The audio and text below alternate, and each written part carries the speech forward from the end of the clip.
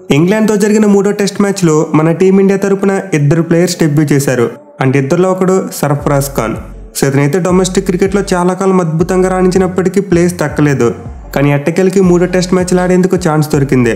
And తనకు వచ్చిన ఆపర్చునిటీని చాలా బాగా యూజ్ చేసుకున్న సర్ఫరాజ్ ఖాన్ కసి మొత్తం చూపిస్తూ ఒక మైండ్ బ్లోయింగ్ ఇన్నింగ్స్ ఆడాడు. ఇన్ఫాక్ట్ డే 1లో రోహిత్ శర్మ మరియు జడేజా కొట్టిన సెంచరీలను తలదండేలా అతను ఒక హై వోల్టేజ్ ఇన్నింగ్స్ ఆడాడు. సో డెబ్యూ మ్యాచ్ ఆడుతున్నప్పటికీ చాలా ఫెయిర్లెస్ బ్యాటింగ్ చేసిన అతను 66 బంతుల్లో 62 పరుగులు చేశాడు. అయితే చాలా అద్భుతంగా బ్యాటింగ్ చేసిన అతను దురదృష్టవశాత్తు రన్అట్ అవ్వాల్సి వచ్చింది. అది కూడా తన పార్ట్నర్ అయిన జడేజా మిస్టేక్ వల్ల. సో ఈ మ్యాచ్లో జడేజా 84 పరుగుల వద్ద ఉన్నప్పుడు సర్ఫరాజ్ ఖాన్ బ్యాటింగ్ వచ్చాడు. కానీ అతను ఆడతీరు చూసుకుంటే స్పిన్నర్స్ మీద కౌంటర్ అటాక్ చేసి స్లోగా వెళుతున్న మన టీమిండియా ఇన్నింగ్స్కు చాలా మంచి ఊపు తీసుకొచ్చాడు. దీంతో జడేజా సెంచరీ రీచ్ అయ్యేలోపే అతను 48 బాల్స్లోనే తన 15 కంప్లీట్ చేశాడు. అండ్ ఇలా ఒక ఎండ్లో సర్ఫరాజ్ ఖాన్ వేగంగా బ్యాటింగ్ చేస్తుంటే మరో ఎండ్లో మాత్రం జడేజా ఒక షెల్ మోడ్లోకి వెళ్ళిపోయాడు. మెయిన్లీ 96 రన్స్ దగ్గర నుండి అతనైతే చాలా ప్రెజర్లో కనబడ్డాడు. సో ఇలాంటి టైంలో జడేజా 99 పరుగుల వద్ద ఉన్నప్పుడు మిడాన్ వైపు బాల్ కొట్టి సర్ఫరాజ్ ఖాన్ని సింగిల్కి పిలిచాడు.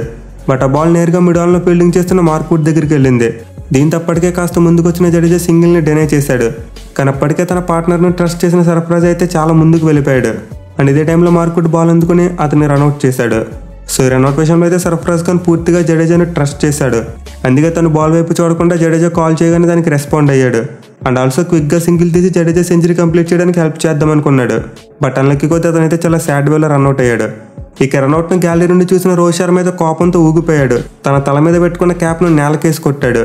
సో సర్ఫరాజ్ ఖాన్ రన్అట్ అవడం రోహిత్ శర్మకు అస్సలు నచ్చలేదు. ఎందుకంటే అతను చాలా అగ్రెసివ్గా బ్యాటింగ్ చేస్తూ మన టీమిండియా స్కోర్ బోర్డును పరుగులు పెట్టిస్తున్నాడు. అండ్ ఆల్సో ఈ మ్యాచ్లో అతని బ్యాటింగ్ చూసేందుకు అతని ఫాదర్తో పాటు భార్య కూడా గ్రౌండ్కి వచ్చారు. సో తన ఫ్యామిలీ ముందు ఎంత అద్భుతంగా బ్యాటింగ్ చేస్తున్న సర్ఫరాజ్ ఖాన్ ఈ విధంగా రన్అట్ అవడాన్ని రోహిత్ శర్మ సహించలేకపోయాడు. అందుకే తన కోపాన్ని మొత్తం చూపిస్తూ క్యాప్ను నేలకేసి కొట్టాడు. బట్ ఎనివే క్రికెట్ లాంటి రన్అట్స్ ఒక్కోసారి జరుగుతూ ఉంటాయి. సెంచరీ చేసే క్రమంలో రవీంద్ర జడేజా చాలా ఒత్తిడికి గురయ్యాడు. అండ్ ఆల్సో అతనికి ఒక న్యాచురల్ హ్యాబిట్ ఉంది. అదేంటంటే బాల్ను కొట్టగానే ఆటోమేటిక్గా మూవ్మెంట్ ఇస్తాడు.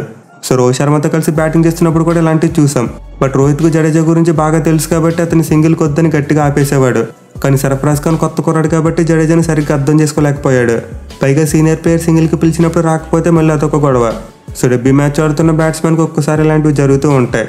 అయితే ఇక్కడ మనం జడేజాని నిందించి ట్రోల్ చేయవలసిన పని కూడా లేదు. ఇన్ఫాక్ట్ ఈ రన్అట్ తర్వాత జడేజా సెంచరీ కంప్లీట్ చేసినా సరిగ్గా సెలబ్రేట్ చేసుకోలేదు. సో ఈ రన్అట్ అయితే చాలా అన్ఫార్చునేట్గా జరిగింది. బట్ ఎనివే సర్ఫరాజ్ ఖాన్ ఆడిన ఇన్నింగ్స్ అయితే ఫ్యాన్స్ను బాగా అలరించింది. అట్ ది సేమ్ టైం మన టీమిండియాకు ఒక స్ట్రాంగ్ మిడిల్ ఆర్డర్ బ్యాట్స్మెన్ దొరికాడు అనే హోప్నిచ్చింది.